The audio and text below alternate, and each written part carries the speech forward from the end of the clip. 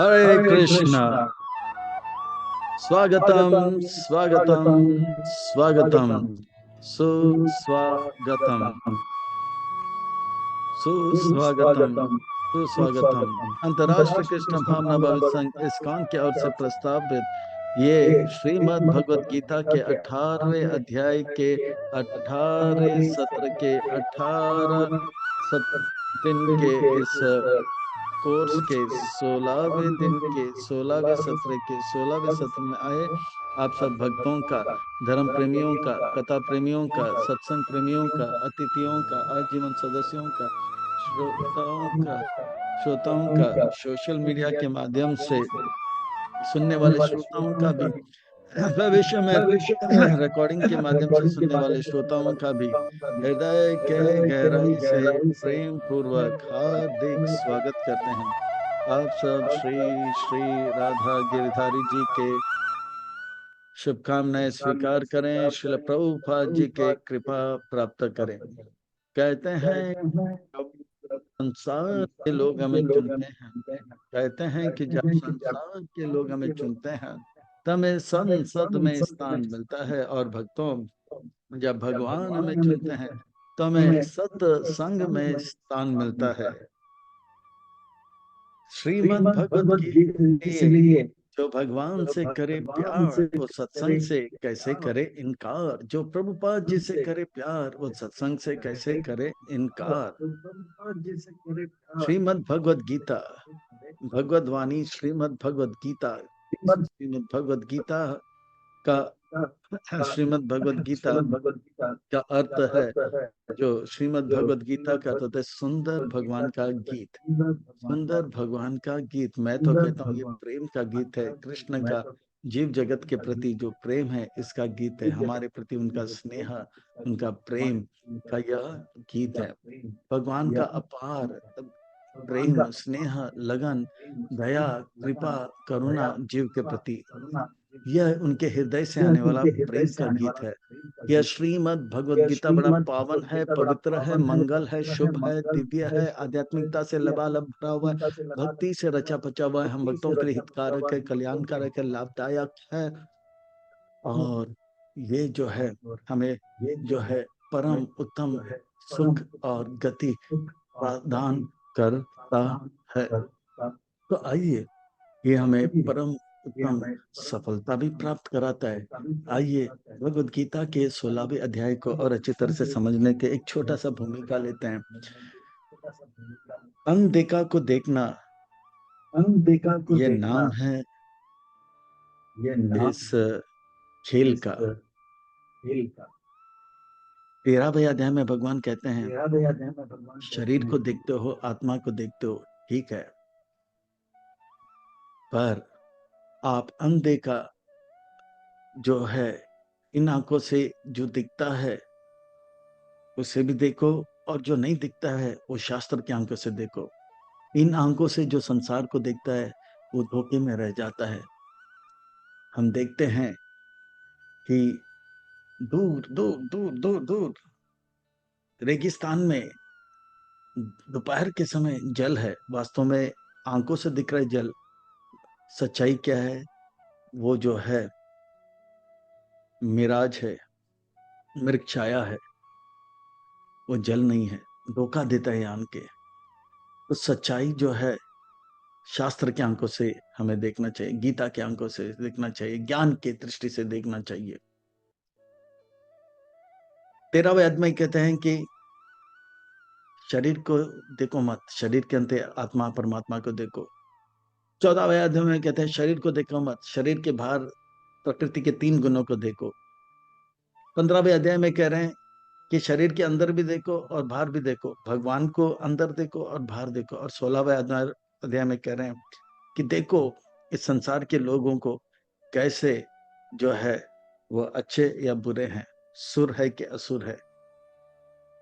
ये सुर और असुर कौन होते हैं? सरल शब्दों में, जो भगवान के सुर से सुर मिलाए वो सुर है, जो भगवान के सुर से सुर ना मिलाए वो असुर है। विष्णु भक्त प्रोक्ता देव तद विपरीत असुर। जो कृष्ण के भक्त होते हैं, वैष्णु के भक्त होते हैं, वो देव, और जो उनका विपरीत है वो सुर असुर है। एक बार ब्रह्मा जी के पास सारे असुर गए, बोले कि आप बहुत पक्षपात करते हो, हमेशा जो है केवल केवल केवल जो है देवताओं का साथ देते हो, हमें कोई मौका नहीं देते हो, हमें मौका दीजिए, हम भी कुछ करके दिखाएंगे ब्रह्मांड में। प्रभु ब्रह्मा जी को पता ही है असुर जो है खुद को भी बर्बाद करेंगे, ब्रह्मांड को भी बर्बाद। देवता जो है वो भी, देवता असुर और भक्त, दे, देवता जो है वो भी अपना लाभ चाहते हैं, पर वो औरों को भी लाभ देना चाहते हैं। पर असुर ऐसा है कि वो अपना ही लाभ चाहते हैं और किसी का लाभ नहीं चाहते हैं। ये असुर ऐसे होते हैं, दूसरों को जब सुखी देखते हैं तो वो दुखी हो जाते हैं, दूसरों को जब दुखी देखते हैं तो वो सुखी हो जाते हैं। तो भगवान ब्रह्मा जी सोच रहे थे कि ठीक है, कल आप लोग राजभोग में आइए और आपके भाइयों को भी लेकर आए, देवताओं को। बोला नहीं नहीं, देवताओं को नहीं बुलाना, नहीं नहीं, ले आइए। तो दोनों पक्ष आ गए, देवता और असुर। राजभोग में सबको खाना था, तो सबको आसन दिलाया गया था, सब जो है पंगत में बैठ गए थे। तो बोला कि अब पहले किसको, देवताओं को, नहीं नहीं नहीं, फिर से पक्षपात। तो असुरों को परोसा गया राजभोग, पराठा, पनीर सब्जी, रसमलाई, जलेबी, लड्डू, मालपोहा। और बोला कि शर्त यह है, ये राजभोग जो भी खाएगा उनके हाथ में, दाहिने हाथ में जो है लकड़ी बांधा जाएगा और दाहिने हाथ से ही खाना है, दाहिने हाथ से खाएगा। तो हाथ लकड़ी बांधने के कारण मुड़ नहीं रहा था। तो असुरों को बोला चालू करो, तो असुरों वो महाप्रसादी गोविंदे बोले ने और स्टार्ट किए, और वो तोड़ रहे हैं, लड्डू लड्डू लड्डू, गिर गया, पर वो नाक में गिर गया।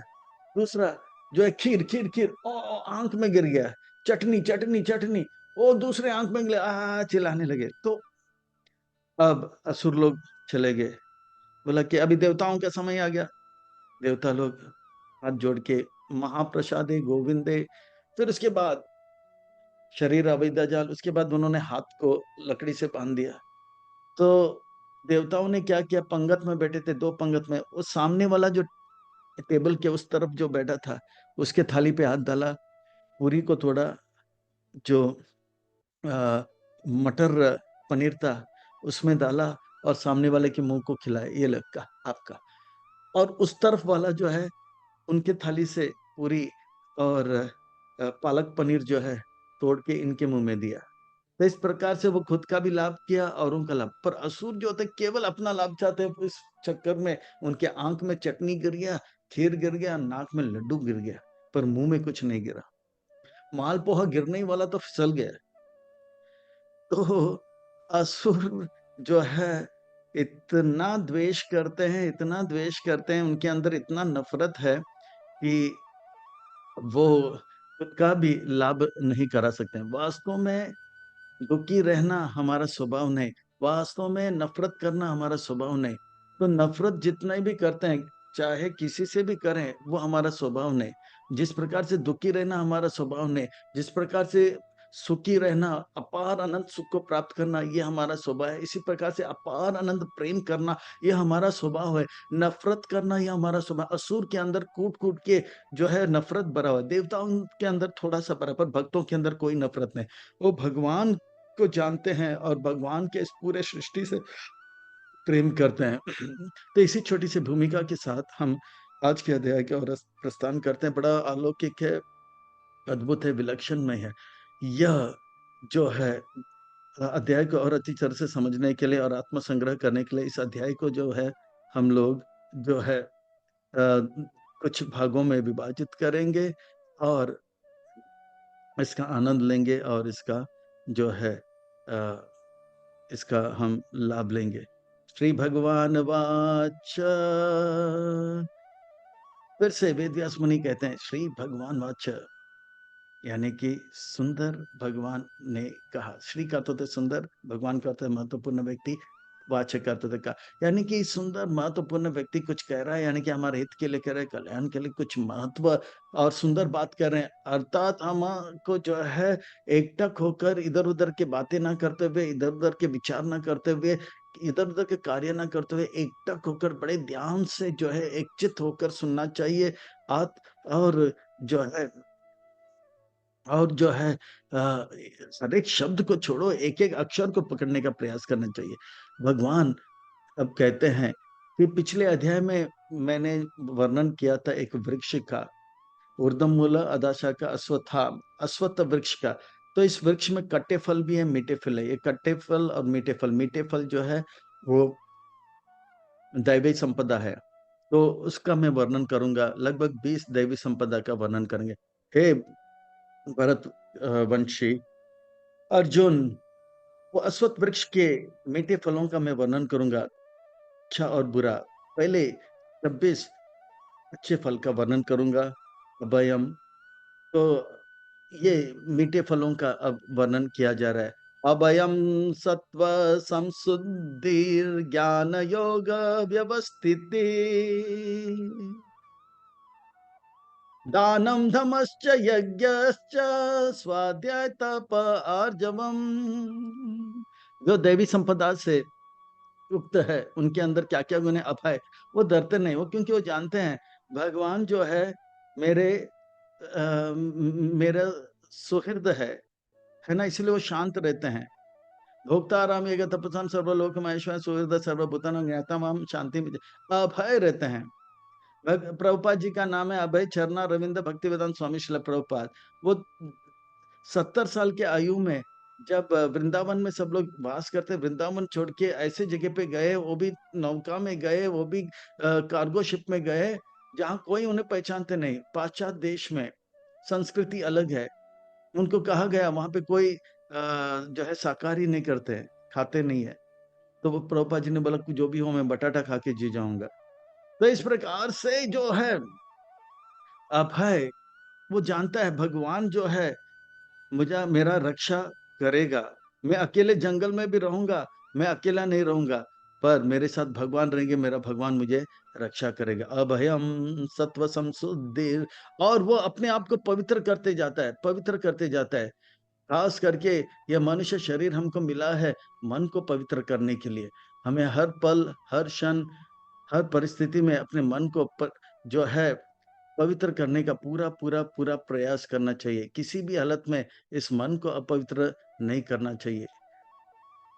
हमारे आहार को सुधारना चाहिए, हमारा विहार को सुधारना चाहिए, हमारे ग्रंथ अध्ययन को, जो भी जो है खाने-पीने को सुधारना चाहिए, वस्त्र अच्छा सात्विक पहनना चाहिए, अपने आप को पवित्र करते जाना चाहिए, चेतना को उन्नत करते जाना चाहिए, भगवान से प्रेम बढ़ाना चाहिए। ये नफ़रत चलेगा नहीं।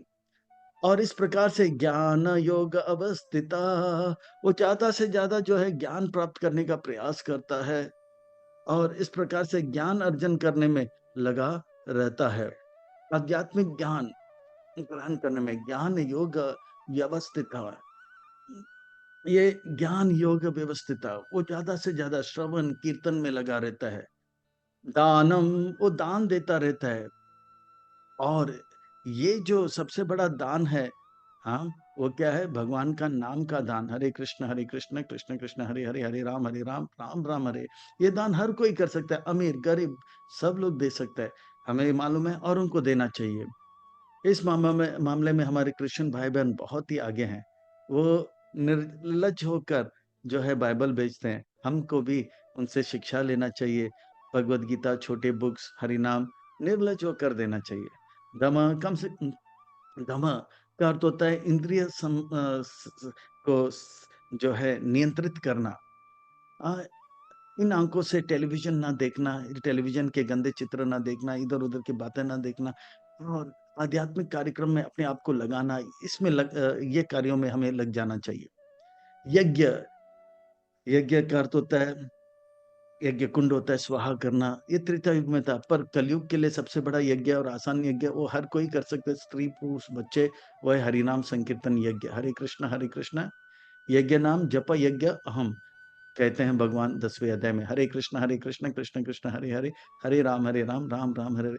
स्वाध्याय, स्वाध्याय और ज्ञान योग अवस्थित में, ज्ञान योग का अर्थ होता है श्रवण कीर्तन स्मरण अर्चनम इत्यादि। स्वाध्याय यानी कि ग्रंथ अध्ययन, खास करके ब्रह्मचारियों। तप, ये वानप्रस्थ लोगों की तपस्या करना चाहिए। तप यानी कि इंद्र तृप्ति की वस्तु हमारे पास है, पर फिर भी मौका है, फिर भी हम जो है भगवान के प्रसन्न करने के लिए वो इंद्र तृप्ति नहीं करेंगे। सुबह सोना मुझे अच्छा लगता है, पर भगवान सुबह जल्दी उठ जाते हैं और उनको अच्छा लगता है कि भक्त भी उनके समक्ष मंगल आरती में उपस्थित है। तो भगवान को प्रसन्न करने के लिए अपनी इंद्र तृप्ति को त्याग करके कष्ट देकर उठना, ये भी तप है। आर्जवम यानी कि सरल, जो कहते हो वही बोलते हो, जो करते हो वही बोलते हो, जो बोलते हो वही करते हो।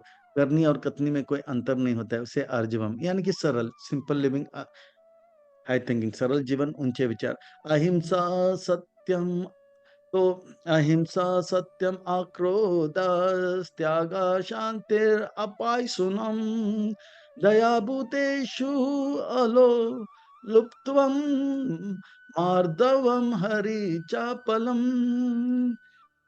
पिछले श्लोक में हमने 26 जो है देवताओं के गुण को देखे थे। अभयम, सत्वम, समशुद्धि 2 हो गया, ज्ञान योग व्यवस्थिता 3 हो गया, दानम 4, दमस 5, यज्ञ 6, स्वाध्याय 7, तप 8, आर्जवम 9, 9 हो गया। और इस श्लोक में आगे बताता है अहिंसा, हाँ वो 9 हो गया। अहिंसा 1, सत्यम 2, अक्रोधस 3, त्याग 4, शांतिर 5, अपायसुनम 6, दया भूतेषु 7, अलो लुप्त्वम 8, मार्द मार्दवम ये 9, हरिर अचापलम ये 9 और ये 10, 19 हो गया यहाँ पे। अहिंसा सत्वम आक्रोध त्याग शांतिर अपायसुनम दया भूतेषु अलो लुप्त्वम माध्वम हरिर अचापालम। अहिंसा का अर्थ होता है हिंसा ना करना। हिंसा, जब हम प्रचार करते हैं तो हम प्रचार करते हैं तो अहिंसा बढ़ता है। सबको बोलेंगे हम आत्मा है, हम आत्मा है, तो आपस में भाईचारा बढ़ेगा। जैसे ही हम प्रचार नहीं करेंगे, हिंसा होगा। मैं लगा मैं पाकिस्तान हूँ, मैं हिंदू हूँ, तू मुसलमान है, तू अमेरिकन है, तू अफ्रीकन है, और तू यूरोपियन है, तू रशियन है, यूक्रेनियन है, ईरानियन है, पाकिस्तान है, पैलेस्टाइन है, हमास है, नहीं हम सब आत्मा है, तो फिर आपस में भाईचारा होगा। जैसे हम प्रचार नहीं करेंगे, ज्ञान नहीं बांटेंगे, तो क्या होगा? हिंसा होगा। इसीलिए आप सबसे निवेदन करते हैं, मार्च महीने का ये कोर्स आरंभ होगा, सबसे निवेदन करते हैं प्रचार में साथ दीजिए। हम जो ये कोर्स मार्च 1 तारीख से 18 तारीख तक लेके जाएंगे, इसमें हर कोई जो है कम से कम 3 नया सदस्यों को जोड़िए। आप प्रचार नहीं करोगे तो कम से कम मुझे प्रचार, हम सबको प्रचार में मदद कीजिए, इससे भी अहिंसा बढ़ेगा। सत्यम, सत्यम का अर्थ होता है, सत्यम का अर्थ होता है मैं आत्मा हूँ, भगवान हमारे भगवान जो है, भगवान जो है भगवान जो है परम सत्य है। इस प्रकार से ये जानना, शास्त्र पढ़ना, हरि नाम करना। अक्रोधस, उनको क्रोध नहीं आता है, वो जो है शांत रहता है, वो जानता है कि भगवान मेरे लिए जो भी करता है मेरे अच्छे के लिए करता है। जैसे वो लिफ्ट में वो व्यक्ति था ना, उसको 100वें मंजिल में जाना था, मोटा व्यक्ति जाता है वो 50वें मंजिल में, पर 1 से लेके 50 तक ये मोटा व्यक्ति बहुत उसको मार रहा था, पर ये सब कुछ सहन करके क्रोध, क्रोध का जो है प्रदर्शन नहीं किया। अक्रोधास है ना, क्रोध नहीं किया। और वो जानता था अगर मैं क्रिया का प्रतिक्रिया करूंगा, हो सकता है ये जो है मोटा आदमी मारेगा, तो 50 मंजिल पहुंचने से पहले पहले दांत चला जाएगा, और हो सकता है हॉस्पिटल पहुंच जाऊंगा। 100वां मंजिल तो छोड़ो, 50वां मंजिल भी नहीं पहुंचेंगे, सीधा हॉस्पिटल में। तो वो सब कुछ सहन करता है और जानता है जो भी हो रहा है अच्छे के लिए हो रहा है, वो सब कुछ सहन करके अपने गंतव्य पे ध्यान देता है। त्याग, जो कुछ भी भगवान के भक्ति के लिए प्रतिकूल है उसे त्याग देता है। मांसाहार त्याग देता है, व्यभिचार त्याग देता है, और जुआ खेलना त्याग देता है। हम सब कुछ त्याग देता है।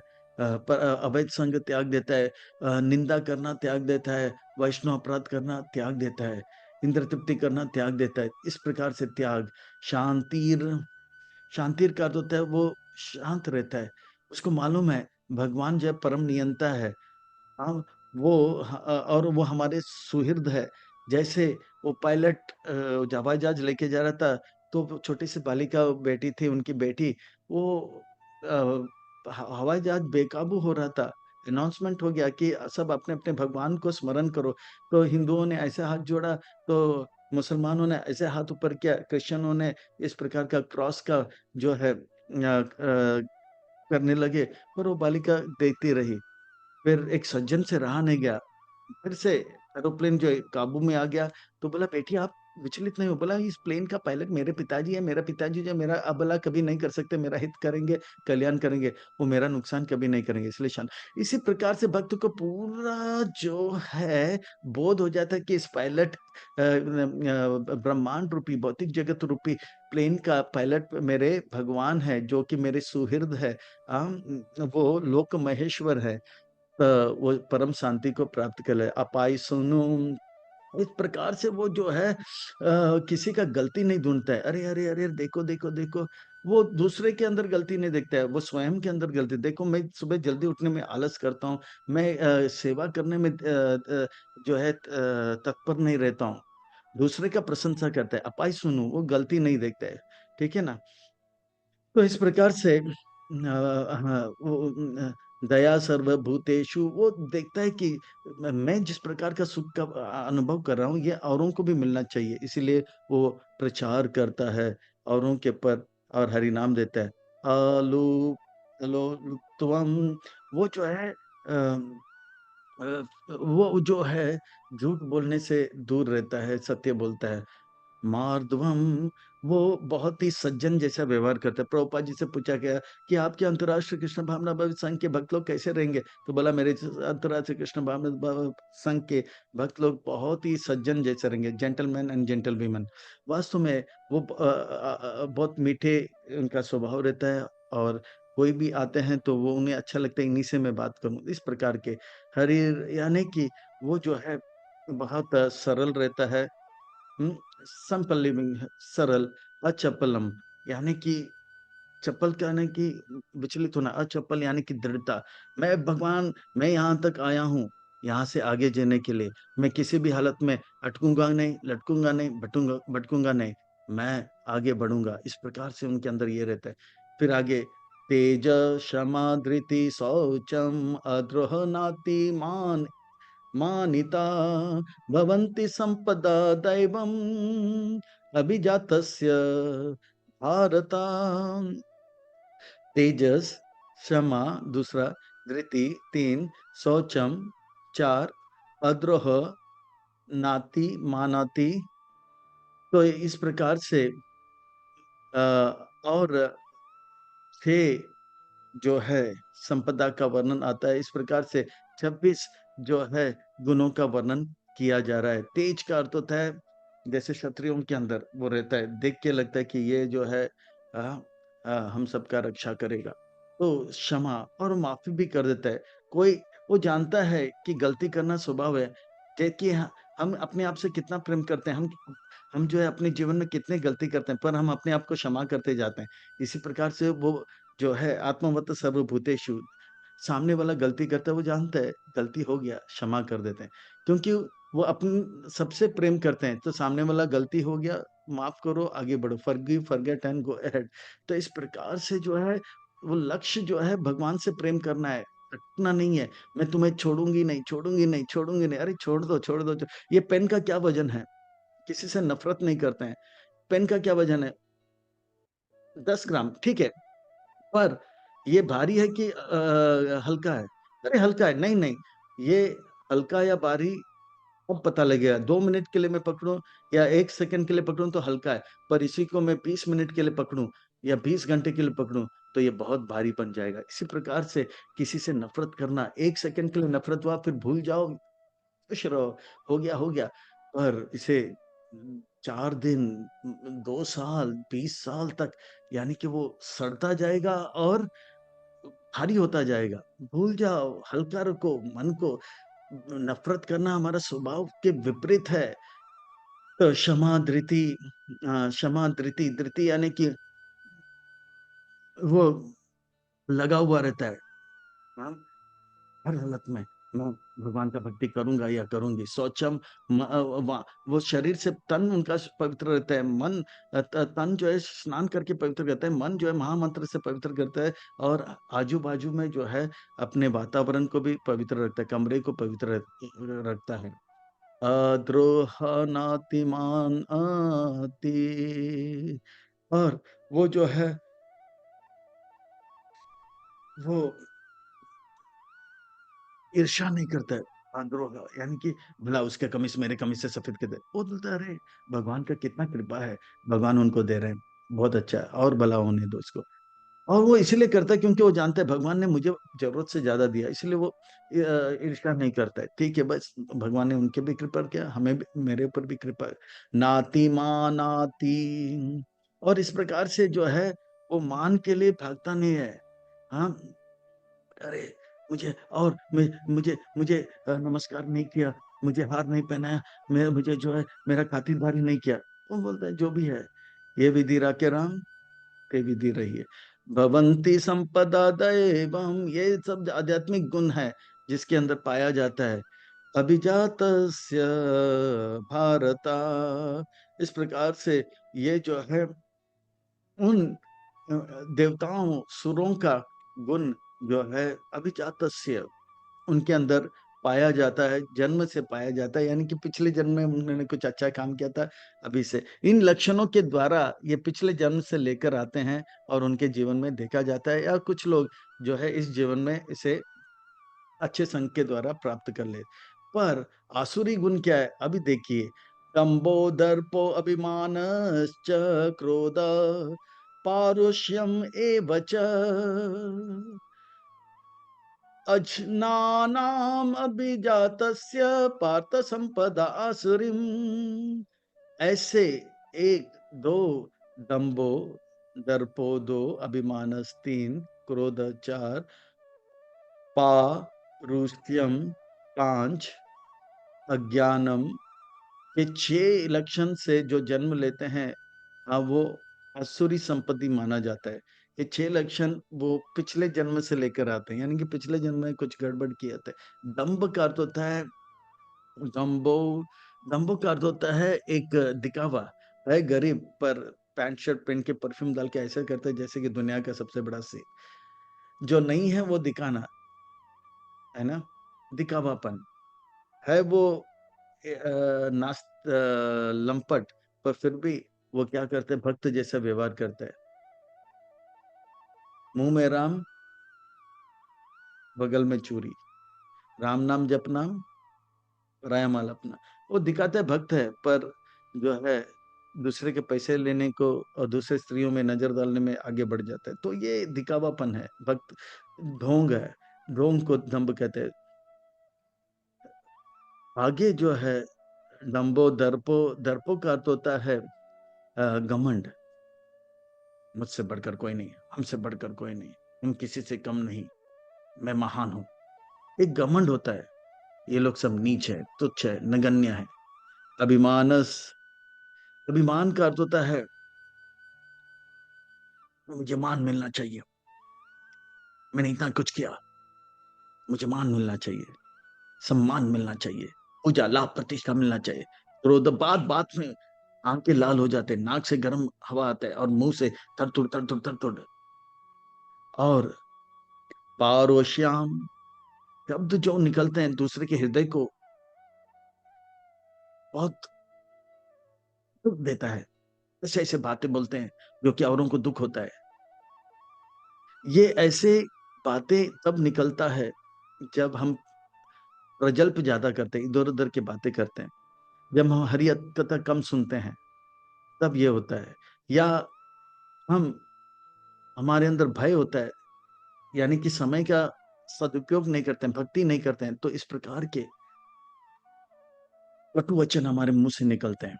इन कटु वचन से बचने के लिए ज्यादा से ज्यादा हरि कथा श्रवण करें। आजकल टेक्नोलॉजी को धन्यवाद, इधर उधर के बातें ना सुनते हुए हरि कथा हरि नाम सुनते रहेंगे तो हमारे अंदर भी मधुरता आ जाएगा, वाणी में मधुरता आ जाएगा। केवल वाणी के मधुरता से पूरे जगत को जीता सकता जा सकता है। वाच वेगम मनस क्रोध वेगम, इसलिए मधुर बोलने में कंजूसी नहीं, पर जो आसुरी प्रवृत्ति को होते हैं, थर थर थर थर थर थर क्या क्या बोलते हैं, और अजानाम, वो जान नहीं सकते हैं क्या सही है गलत है। वो गलत चीज को सही बोलेंगे और सही चीज को गलत बोलेंगे और गलत चीज को ही स्वीकार करेंगे। ये जो है वो पिछले जन्म से अभिजातस्य पार्थ संपदा असुरिम, ये असुरों का संपत्ति है। ओ, इसका लाभ क्या होगा? तो कहते हैं कि इसका परिणाम क्या होगा? ये सब सुनकर मुझे लगता है कृष्ण, मेरे अंदर जो है बहुत आसुरी जो है प्रवृत्ति है।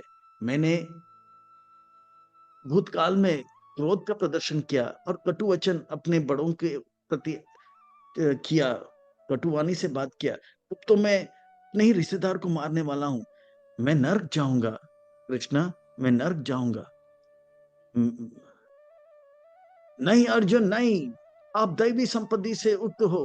दैवी संपदा विमोक्षया निबंधया आसुरी माता मासु च संपदाम देवीम अभिजातो असि पांडवा।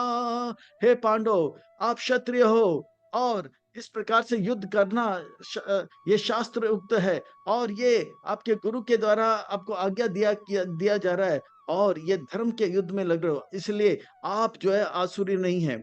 आप जो है युद्ध कर रहे हो, क्रोध का प्रदर्शन कर रहे हो। ये क्रोध का प्रदर्शन युद्ध में करना ये आपका जायज है, क्योंकि ये धर्म युद्ध है, आपको गुरु का आज्ञा मिला है, और ये आप जो है अपने लिए नहीं कर रहे हो।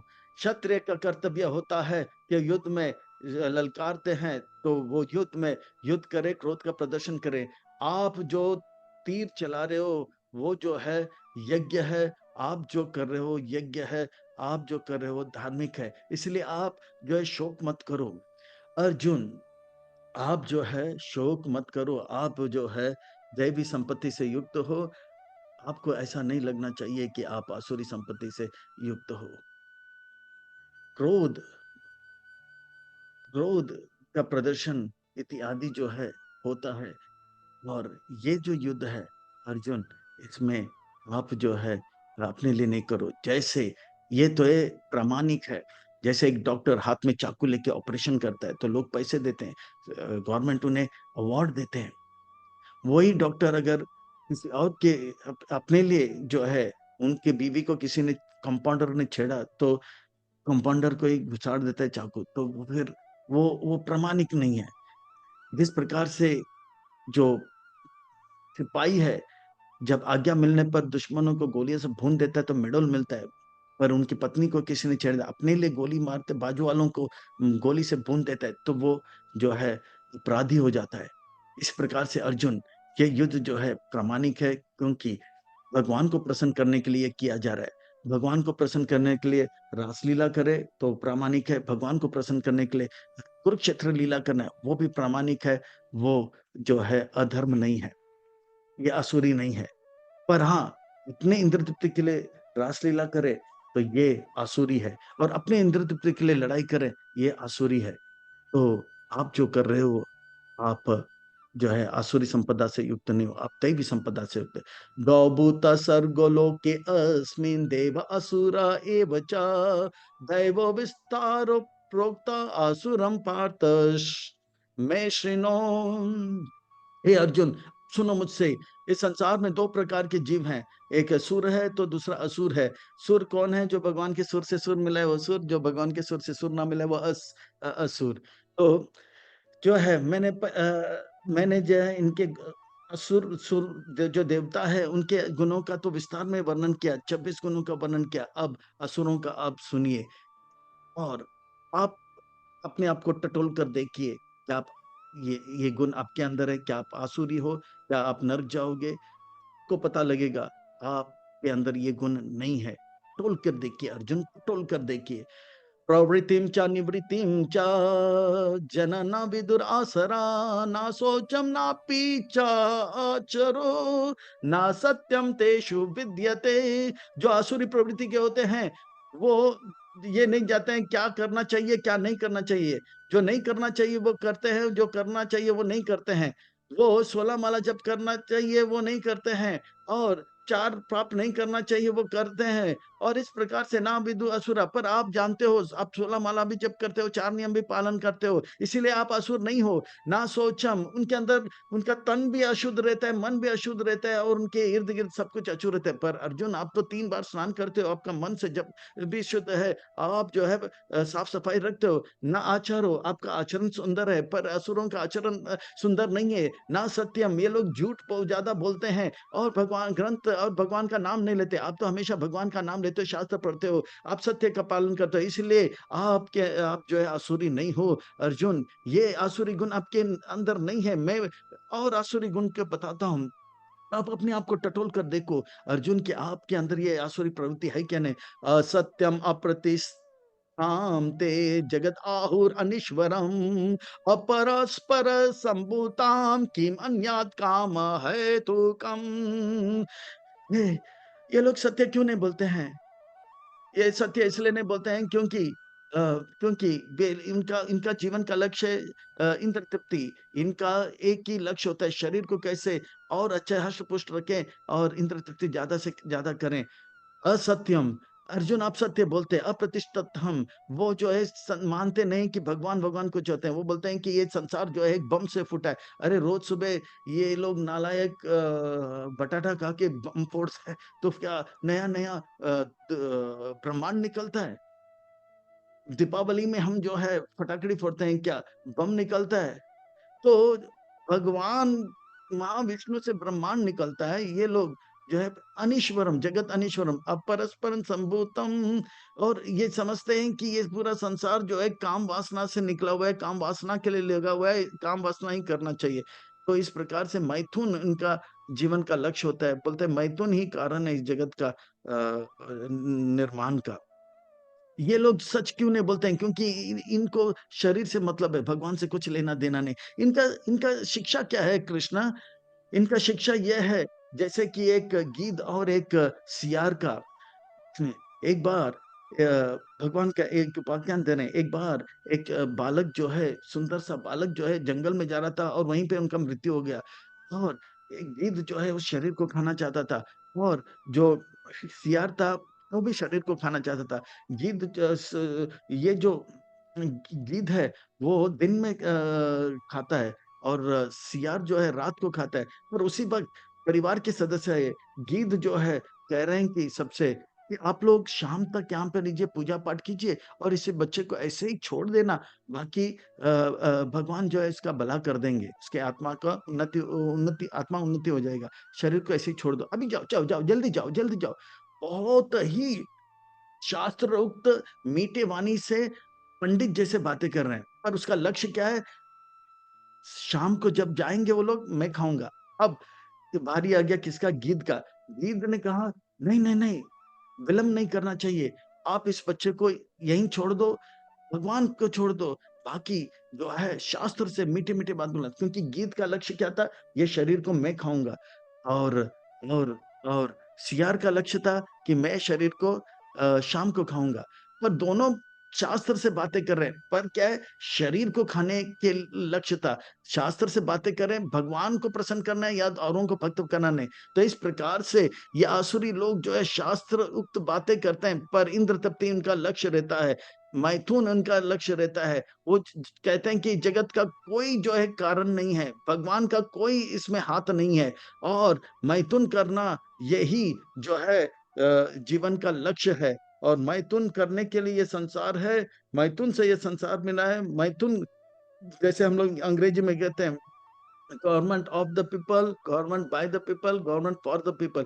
मैथुन करने के लिए ये जगत है, मैथुन का ही जगत है, मैथुन से ही ये जगत आगे बढ़ेगा। इस प्रकार से मैथुन, मैथुन, मैथुन, ये चार्ल्स डार्विन हो या और कोई भी हो, ये सब मैथुन के ऊपर ही जोर देते हैं। ये सब आसुरी प्रवृत्ति होते हैं। पर अर्जुन, आप इस प्रकार से मैथुन मैथुन के बारे में ये नहीं करते हो। आप पवित्र जीवन में अपन को, इसलिए आप आसुरी नहीं हो। और आगे सुनिए, टटोल कर देखिए आपके अंदर आसुरी गुण है कि नहीं। एतां दृष्टिम अवस्थाभ्य नस्ता आत्मनो अल्पबुद्धय प्रभावन्ति उग्रकर्माणा क्षया जगत अहित। इस प्रकार से ये लोग जो है बातें कर रहे हैं, इनके शिक्षाओं से क्या लाभ मिलेगा? कुछ लाभ नहीं होगा। ये आसुरी लोग जो है, इनके पास वो जो भी कार्य करते हैं, वो खुद को जो है उग्र कर्म में लगाते हैं, वो अपने हित करते हैं, औरों का भी हित करते हैं। वो जो है एटम बॉम्ब बनाते हैं और खुद का नाश करते हैं, औरों का भी नाश करते हैं। फिर सुसाइड बॉम्बर बनते हैं, खुद को भी नाश करते हैं, औरों को भी नाश करते हैं। भयंकर, भयंकर कार्य करते हैं। ये आसुरी लोग जो है अपने बुद्धि का दुरुपयोग कर रहे हैं। कामाम आश्रित कामामाश्रित दुष्पूरां दम्भमानामदान्वितां मोहात् गृहीत्वा सद्ग्रहान् प्रवर्तान्ते अशुचिव्रता।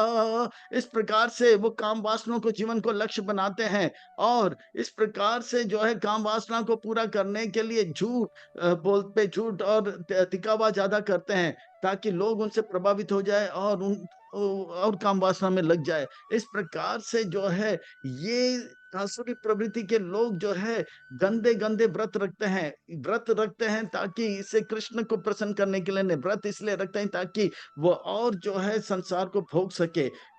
ब्रह्मा जी से, शिव जी से आशीर्वाद लेके संसार को और अच्छी तरह से भोग लगे। जैसे रावण, हिरण्यकशिपु, कंस इस प्रकार से व्रत करते हैं, फिर बाद में इंद्र तृप्ति में लग जाते हैं, अप्सराओं को भोग करने में लग जाते हैं। वो अपने जीवन का लक्ष्य जो है शास्त्र युक्त नहीं रखते हैं, और इस प्रकार से ऐसे व्रत रखते हैं, उनकी इच्छाएँ जो हैं ऐसे भयंकर होते हैं, जो उनका ही नाश कर देता है। जैसे रावण ने अपना ही नाश कर दिया, हिरण्यकशिपु ने अपना ही नाश किया, और कुंभकर्ण ने अपना ही नाश किया। चिंतम आपारिमे च प्रलयंतम उपाश्रित कामापो भोग परम एतादिति निश्चिता।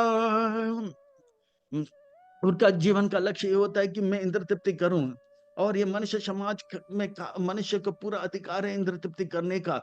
और इस प्रकार से वो कहते हैं कि दुर्लभ मनुष्य जन्म मिला है, अब फिर नहीं मिलेगा, अब जितना इंद्र तृप्ति करना है कर लो। तो इस प्रकार से वो शास्त्र अगर पढ़ भी लेते हैं, तो इंद्र तृप्ति करना ही जीवन का लक्ष्य है, इस निर्णय में आते हैं। और वो अज्ञान में जन्म लेते हैं, अज्ञान में ही जीते हैं, और अज्ञान में ही मर जाते हैं। और इस प्रकार से अपार अनंत उनके अंदर जो है काम वासना, इच्छा और रहता है, वो अतृप्त रहता है। इस प्रकार से वो जो है आशा पाश, इस प्रकार से जो है वो अनेक-अनेक इच्छाओं के द्वारा बंधा जाता है, और काम वासना में लुप्त रहता है, और क्रोध से भरा हुआ रहता है। वे काम वासनाओं को पूरा करने के लिए पैसे इकट्ठा करता है, गलत तरीके से पैसे इकट्ठा करता है। जुआ, व्यभिचार और नशा इत्यादि से मांसाहार बेचकर कर लेते हैं। इस प्रकार से पाप का पैसे से वो अपने जो है काम वासना को पूरा करने में लग जाता है। आशा पाशा सतिर्बाधा काम क्रोध परायणा इहान्ते काम भोगार्थम अन्यान्य अर्थ संचयान। दूसरे के पैसे को इकट्ठा कर लेते हैं काम वासना को पूरा करने के लिए। काम क्रोध परायण होते हैं, काम परायण, क्रोध परायण। वो नारायण परायण नहीं होते, कृष्ण परायण नहीं होते, भगवत परायण नहीं होते हैं, वे जो है दामोदर परायण नहीं होते हैं। इस प्रकार से काम वासना से लुप्त होकर पैसे पे पैसे इकट्ठा करते हैं, और ये पैसा जो है इंद्र तृप्ति में लगाते हैं। इदम अद्य मया लोभ, इस प्रकार से ही वो सोचते हैं अब मेरे पास इतना पैसा आ गया है, मैंने स्मगलिंग करके, लूट-मार करके गलत तरीके से इतना पैसा कमाया, और भविष्य में ऐसा योजना बनाऊँगा कि और लोगों से मैं पैसा इकट्ठा करूँगा। मेरे पास आज इतना है, भविष्य में और ज़्यादा होगा, ज़्यादा से ज़्यादा होगा। इदम अद्य मया लब्धम इमं प्राप्स्यसे मनोरथम् इदम अस्ति दाम अपि मे।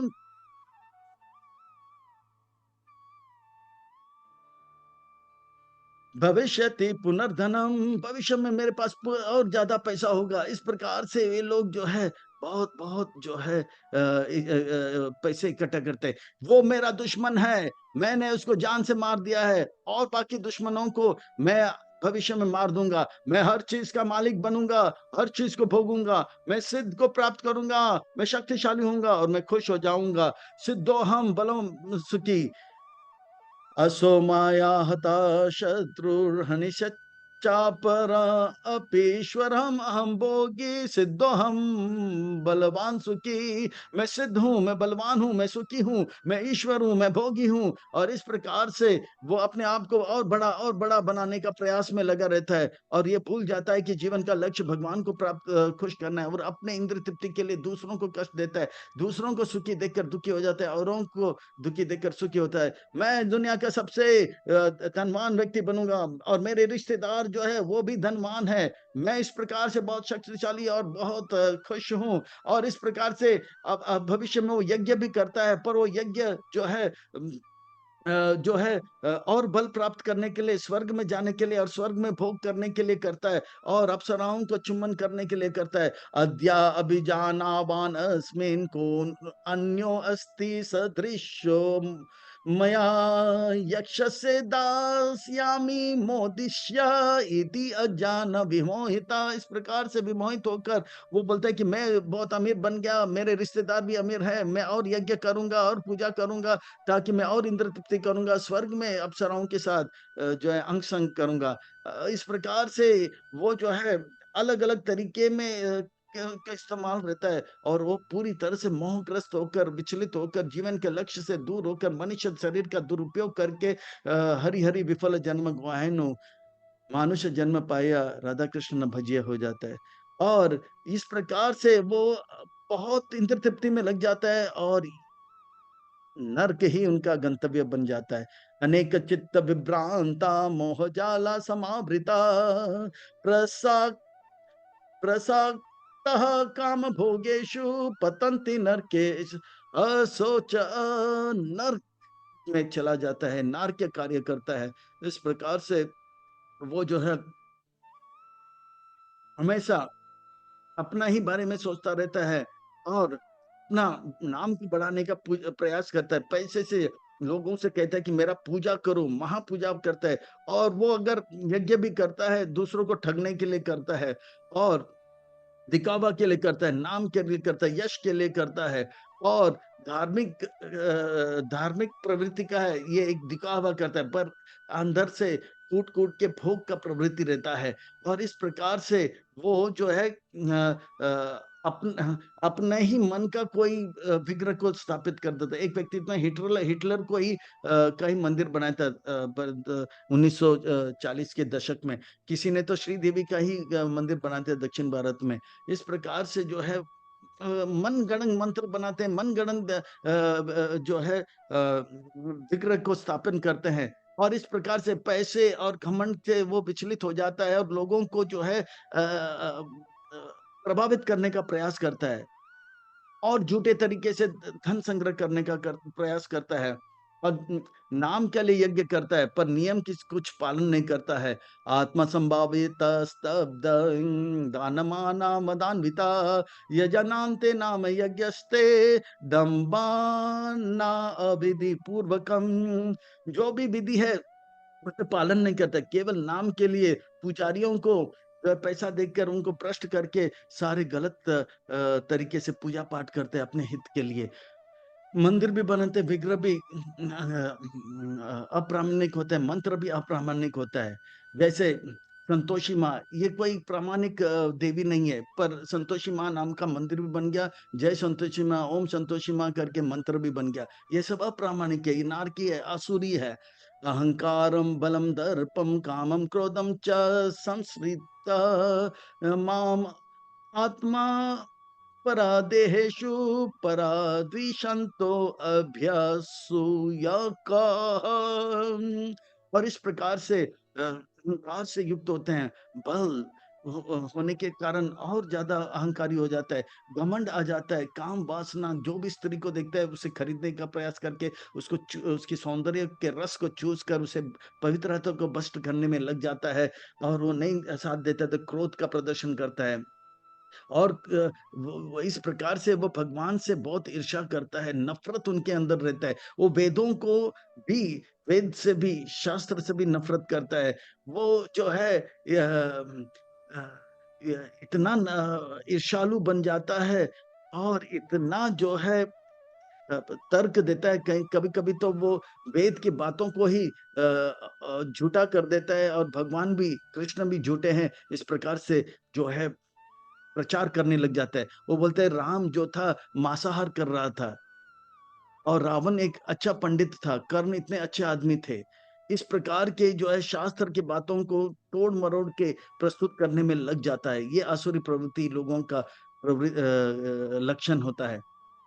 तान् अहं द्विषतः क्रूरान् संसारेषु नराधमान् क्षिप्यामि अजस्रम् अशुभम् आसुरीव एव योनिषु।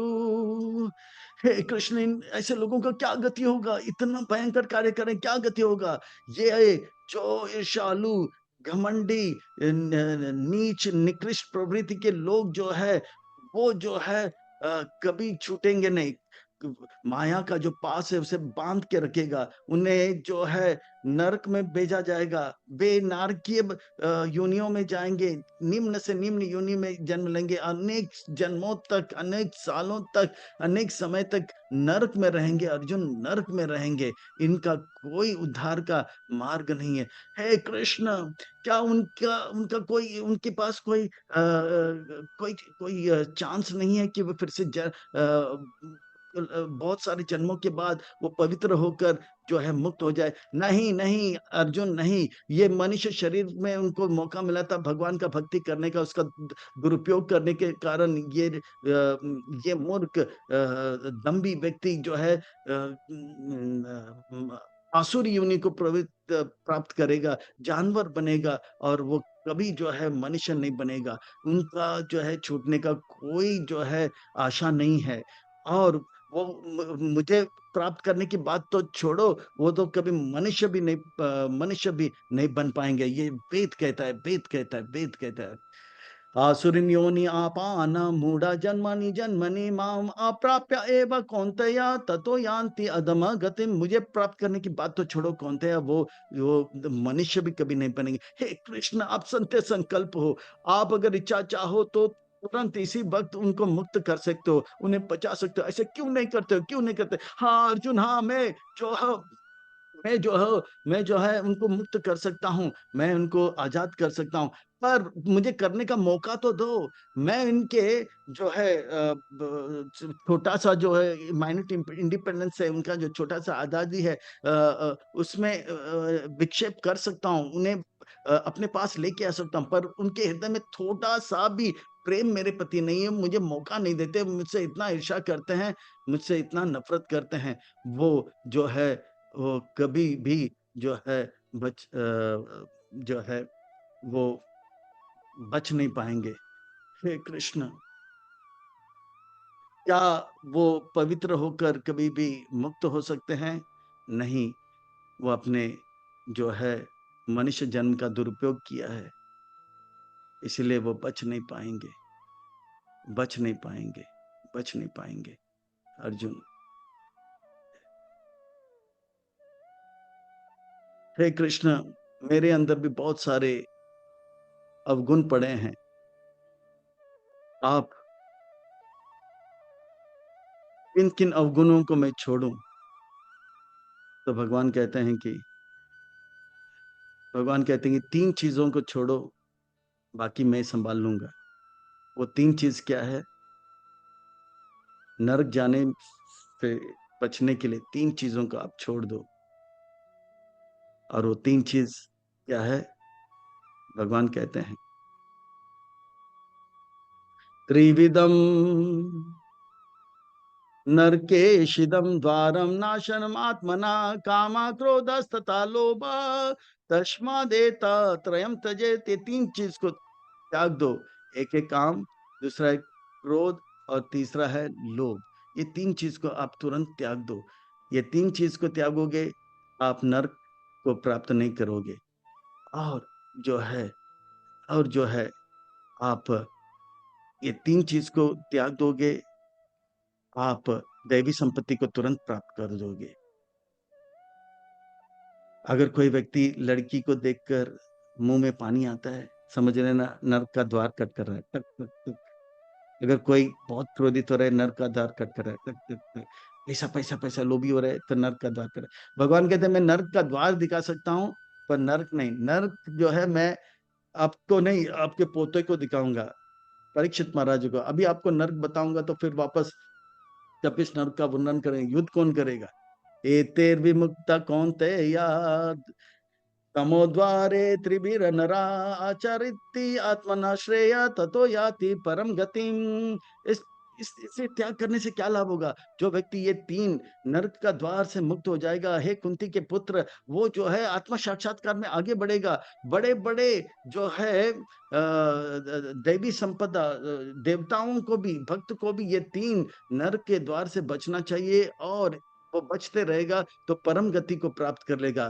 काम, क्रोध और लोभ से मुक्त होकर वो जो है भगवान को प्राप्त कर लेगा। यह शास्त्र विधि उत्सृज्य वर्तते काम कारता नासा सिद्धिम आपनोति ना सुखम ना परम गतिम।